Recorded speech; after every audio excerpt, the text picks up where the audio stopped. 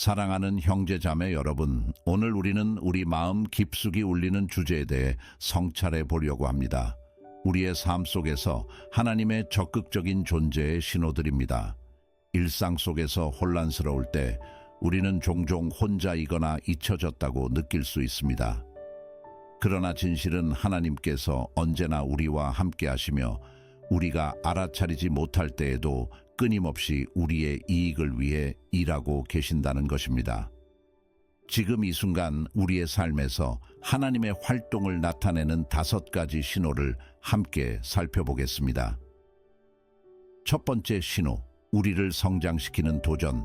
우리의 삶 속에서 하나님의 일을 나타내는 첫 번째 신호는 처음에는 모순적으로 보일 수 있습니다. 그것은 우리가 직면하는 도전과 어려움입니다. 종종 우리는 장애물을 신의 벌이나 버림으로 해석하지만 진실은 그것들이 성장과 성숙의 도구가 될 수 있다는 것입니다. 시련을 겪을 때 우리는 우리의 안전지대를 벗어나 새로운 기술을 개발하고 우리의 신앙을 강화해야 합니다. 마치 운동선수가 더 강하고 민첩해지기 위해 강도 높게 훈련하는 것처럼 하나님께서는 우리가 영적으로 더 강하고 회복력 있는 사람이 되도록 도전들을 허락하십니다. 야고보서 1조 2사4의 말씀을 기억하십시오. 나의 형제들아, 여러 가지 시험을 만나거든 온전히 기쁘게 여기라. 이는 너희 믿음의 시련이 인내를 만들어내는 줄 너희가 알미라. 인내를 온전히 이루라. 이는 너희로 온전하고 구비하여 조금도 부족함이 없게 하려 함이라. 그러므로 여러분이 지금 어려움을 겪고 있다면 하나님께서 이러한 상황을 사용하여 여러분의 성품을 형성하고 여러분의 믿음을 깊게 하시려는 가능성을 고려해 보십시오. 두 번째 신호, 예상치 못한 문이 열릴 때 우리의 삶 속에서 하나님의 활동을 나타내는 두 번째 신호는 예상치 못한 문이 열리는 것입니다. 때로는 우리가 전혀 예상치 못한 순간에 우리의 재능, 능력, 목적과 완벽하게 일치하는 기회가 생겨납니다. 이러한 우연은 실제로 하나님께서 우리의 발걸음을 인도하고 계시는 것일 수 있습니다. 어쩌면 그것은 여러분의 능력에 완벽하게 맞는 새로운 직업일 수도 있고 우연히 만나게 된 사람이 중요한 친구가 되는 것일 수도 있으며 여러분의 마음을 특별하게 감동시키는 봉사의 기회일 수도 있습니다. 잠언 3:5-6은 우리에게 상기시킵니다. 너는 마음을 다하여 여호와를 신뢰하고 내 명철을 의지하지 말라. 너는 범사의 그를 인정하라. 그리하면 내 길을 지도하시리라. 우리가 이러한 예상치 못한 기회를 마주할 때 하나님의 뜻에 주의하고 열려있는 것이 중요합니다. 기도로 분별력을 구하고 하나님의 인도를 느낄 때 믿음의 발걸음을 내디딜 준비가 되어 있어야 합니다. 세 번째 신호, 폭풍 속에서도 느끼는 내면의 평화. 우리의 삶 속에서 하나님의 적극적인 존재의 세 번째 신호는 가장 도전적인 상황 속에서도 우리가 경험하는 내면의 평화입니다. 이것은 피상적인 평화나 현실을 부정하는 것이 아니라 사랑 많고 주권적인 하나님의 손안에 있다는 것을 아는 깊은 평온입니다. 예수님께서는 요한복음 14:27에서 약속하셨습니다. 평안을 너희에게 끼치노니 곧 나의 평안을 너희에게 주노라. 내가 너희에게 주는 것은 세상이 주는 것과 같지 아니하니라. 너희는 마음에 근심하지도 말고 두려워하지도 말라.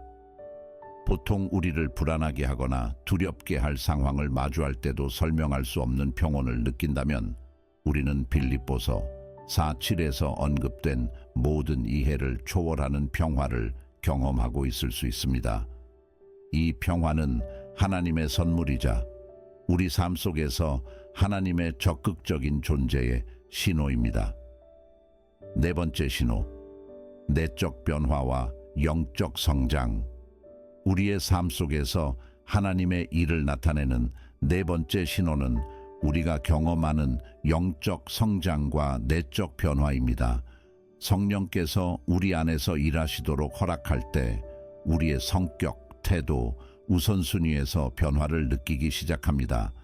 여러분이 더 인내심을 가지게 되고 다른 사람들에게 더 자비롭게 대하며 기도와 하나님의 말씀을 읽는 것에 더 열망을 가지게 되는 것을 알게 될 수도 있습니다.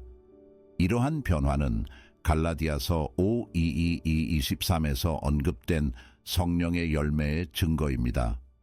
오직 성령의 열매는 사랑과 기쁨과 화평과 오래 참음과 자비와 양선과 충성과 온유와 절제니 이 같은 것을 금지할 법이 없느니라. 우리의 삶에서 이러한 변화를 주목할 때 우리는 하나님께서 그분의 아들 예수 그리스도의 형상에 우리를 맞추기 위해 적극적으로 일하고 계심을 확신할 수 있습니다.